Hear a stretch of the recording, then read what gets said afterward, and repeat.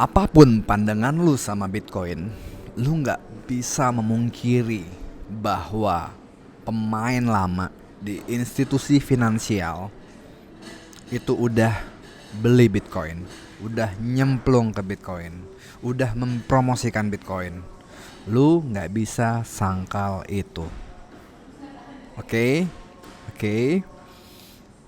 Jadi kalau lu sekarang nih masih nggak mau belajar Bitcoin, masih punya pandangan negatif, ya, lu bakal rugi. Bitcoin jumlahnya terbatas dan makin banyak institusi level dunia borong Bitcoin, nyimpan Bitcoin, beli Bitcoin, harganya makin naik, makin mahal. Lu nanti bakal beli di masa depan dengan harga super mahal dan lu bakal nyesel kenapa tahun 2025 lu nggak dengerin Ricky, sehingga lu belajar dan lu beli lebih awal pas masih murah. Ya, kita mulai dari berita ini ya. SoftBank. Siapa sih SoftBank itu? SoftBank itu adalah perusahaan investment holding company ya dari Jepang. Sudah sering dengar kan di Indonesia, startup di Indonesia diinvest oleh SoftBank. Oke, jadi fix ya, ini adalah pemain lama. Kapan berdirinya? Tahun 81, 43 tahun yang lalu. Apakah Bitcoin sudah ada zaman itu? Internet aja mungkin masih di lab ya, belum populer. Itu SoftBank. Balik lagi ke berita ini. Siapa lagi? Ya, pemain lama yang gue bilang, institusi finansial, Kantor Equities Partner. Oke, kita coba googling yang ini. Dan kita temukan bahwa usianya sama tuanya sama Republik Indonesia tuh. Punya services banyak, investment banking salah satunya, asset management, equities, gitu-gitu. So, ini yang gue bilang di awal gitu. Pemain lama udah masuk, men. Ya, nggak cuman BlackRock doang. Dan BlackRock sendiri itu adalah aset manager, fund manager terbesar di dunia, nomor 1. Ya, jelas-jelas itu foundernya, CEO dia sekarang juga, Larry Fink, itu muji-muji Bitcoin. Di mana-mana lo bisa tonton. Bilang itu adalah gold 2.0, emas 2.0, bisa dipakai buat melindungi diri dari peluang jatuhnya nilai uang khususnya di negara-negara berkembang. Gitu. Itu Larry Fink sendiri yang bilang.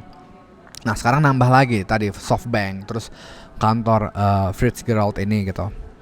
Kalau dari sisi ini mungkin nama barunya yang ya pemain lama finansial mungkin baru dengar ya, ini ada Tether, rilis USDT. USDT itu adalah uang kripto yang harganya dicanangkan atau diklaim sama dengan harga dolar. Oke, dan ada Jack Mallers juga di sini. Dia founder startup yang pro Bitcoin udah lama gitu. Punya perusahaan juga, punya Bitcoin wallet. Oke. So, institusi finansial konvensional gabung gitu. Kenapa? Sebenarnya si 21 ini adalah bukan yang pertama. Oke. Yang pertama apa? Perusahaan besar terus dia nyimpen Bitcoin sebanyak mungkin gitu kan. Bisnisnya itu berdasarkan dari apa? Jumlah Bitcoin yang mereka punya gitu. Bahkan abis itu nerbitin surat utang buat beli Bitcoin lagi lebih banyak. Itu udah ada namanya strategi. Perusahaan BI, Business Intelligence, habis itu berkembang jadi perusahaan Bitcoin native. Nah, ini adalah respon ya, jadi kompetitor ke si strategi itu. Seperti apa si 21 ini? Ya, kita lihat aja langsung websitenya. Ya, di sini terlihat lu kalau beli saham perusahaan ini, si 21 ini lu dapat seolah-olah Bitcoin segini gitu. Dari mana? Karena perusahaan ini punya 31.500 Bitcoin. Ya. Dari total cuman ada maksimum kemungkinan 21 juta Bitcoin. Oke, itu sebenarnya juga yang tersedia jauh di bawah itu ya. Satoshi punya 1 juta dan sisanya 20 juta juga nggak nyampe karena ada banyak Bitcoin yang udah hilang, udah lenyap dari muka bumi ini, nggak bisa diakses lagi. So, punya 31.000 ini gede banget. Nah, nanti makin banyak ya Bitcoin yang dibeli sama 21 ini, exposure ke Bitcoinnya itu makin besar. Ya, ininya makin besar. Ini makin besar gitu kan. Dan harga sahamnya harusnya ngikutin si Bitcoin tersebut gitu. Dan langsung kita buka penjelasannya. Ini perusahaan apa sih gitu kan. Nah, ada Institutional Standard for Bitcoin 21. Jadi dia percaya ya masa depan infrastruktur finansial itu ada di atas Bitcoin. Oke. Kenapa? Karena sistem finansial sekarang itu berasumsi bahwa bisa utang tuh nambah terus, utang itu bisa diduitin. Lo tahu kan bahwa pinjaman KPR lu di bank itu bisa dijual ya ke bank lain atau ke investor. Oke. Nah, itu kalau lu penasaran nonton film The Big Short ya, di Amerika itu nunjukin itulah penyebab krisis moneter tahun 2008 di Amerika. Oke. Dan bahwa sistem tersebut ya itu tertutup dan orang-orang nggak paham gitu ya. Nah, systemic opacity gitu. Dan Bitcoin adalah antitesa dari itu semua gitu. Bahwa Satoshi Nakamoto yang bikin Bitcoin, kita nggak tahu nama aslinya siapa gitu, itu bilang masalah dari uang yang kita pakai sekarang itu adalah dibutuhkannya kepercayaan ya. Uang yang kita taruh di bank itu malah diputar sama bank ya, dipinjemin gitu. Padahal kita percaya dia nyimpen itu dan beneran ngetransfer itu gitu pas kita pindahin ke orang lain. Tapi enggak gitu kan. Tadi ada debt, ada utang. Nah, Bitcoin melawan itu semua. Ya, bahwa uang itu harus jelas, jumlah total semuanya jelas, didapatkan dari energi ya, mengorbankan energi, nambang gitu kan. Harus bisa dilacak, transparan, terbuka buat semua gitu. Jadi karena 21 percaya itu ya, lagi-lagi ketika kita bilang 21 itu kita bilang SoftBank di sana, kita bilang kantor Fitzgerald di sana gitu. Pemain lama ya. SoftBank kan tadi gue udah bilang udah ada dari tahun 81, Cantor sendiri dari tahun 1945 gitu.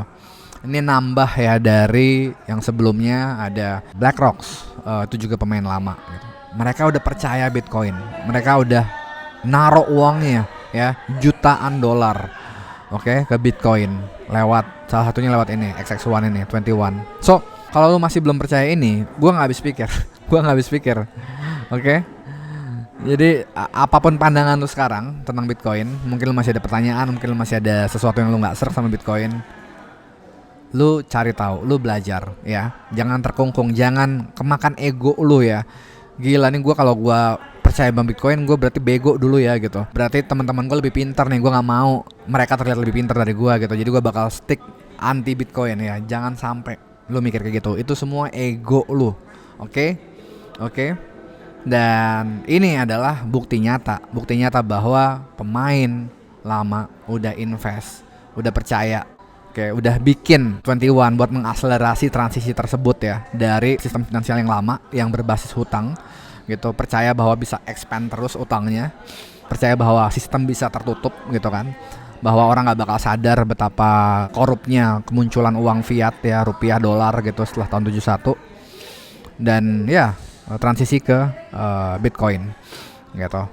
Dan mau mengakselerasi itu, coba bayangin gitu. Bakal bikin konten edukasi gitu, branded media gitu kan. Dan bakal bawa narasi Bitcoin ini ke dunia finansial secara luas gitu. Content layer for Bitcoin gitu, sehingga jadi normal Bitcoin itu gitu. Dan juga bakal ngajarin corporate treasury. Ini juga yang gua lakuin sekarang lewat Bitcoin Institution.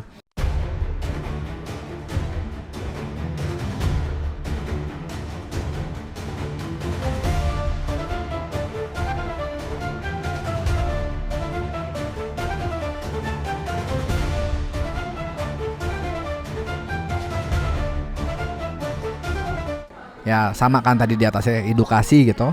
Edukasi apa? Edukasi buat ngajarin perusahaan untuk nyimpen Bitcoin ya.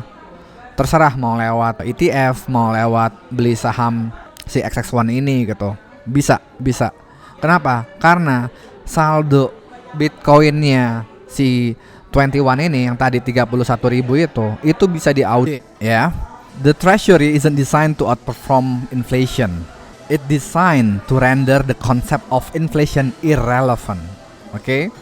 Jadi bukan inflasi itu bakal terus ada dan berarti perusahaan itu jadi perlu buat beli surat utang negara, beli saham perusahaan lain gitu supaya ngalahin inflasi. Enggak. Tapi emang buat bikin inflasi enggak ada lagi. Gila gak tuh? Inflasi enggak ada lagi. So bener-bener perubahan revolusioner dari sistem keuangan. Oke? ini memang baru, ini unik ya. Dan ini nyambung sama video-video yang gua udah bikin sebelumnya gitu. Ya, yang ini kan, lo ingat kan? Ya, bahwa dunia bakal berubah, men. Rupiah bakal nggak ada lagi tahun 2040 ke atas karena jumlahnya udah naik nih, menukik ke atas gitu. Dan uang yang jumlahnya terbatas kayak Bitcoin di sini itu bakal diperebutkan dan sudah diperebutkan. Oke. Buktinya apa? Tadi tuh 21 perusahaan baru gitu. Sebelumnya strategi gitu, BlackRock. Oke. Pemerintah juga masuk ya. Amerika Serikat udah berencana buat beli Bitcoin terus ya, dan nggak ngejual Bitcoin yang udah mereka punya lewat barang sitaan. Ini negara-negara men udah punya Bitcoin gitu. Indonesia di mana? Indonesia di mana? Nih di sini 0 ya, negaranya punya 0 Bitcoin. Gila, gila. Padahal uang kita tahu itu bakal ambiar, bakal hancur semuanya. Oh lari ke dolar, selamatkan diri, nabung dolar gitu. Dolarnya kayak gini juga.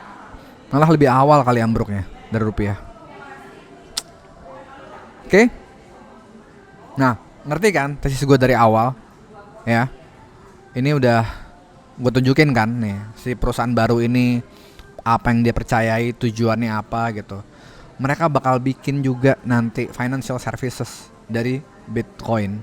So, di masa depan yang jadi IMF-nya, World Bank-nya, ya ini, XX1 ini.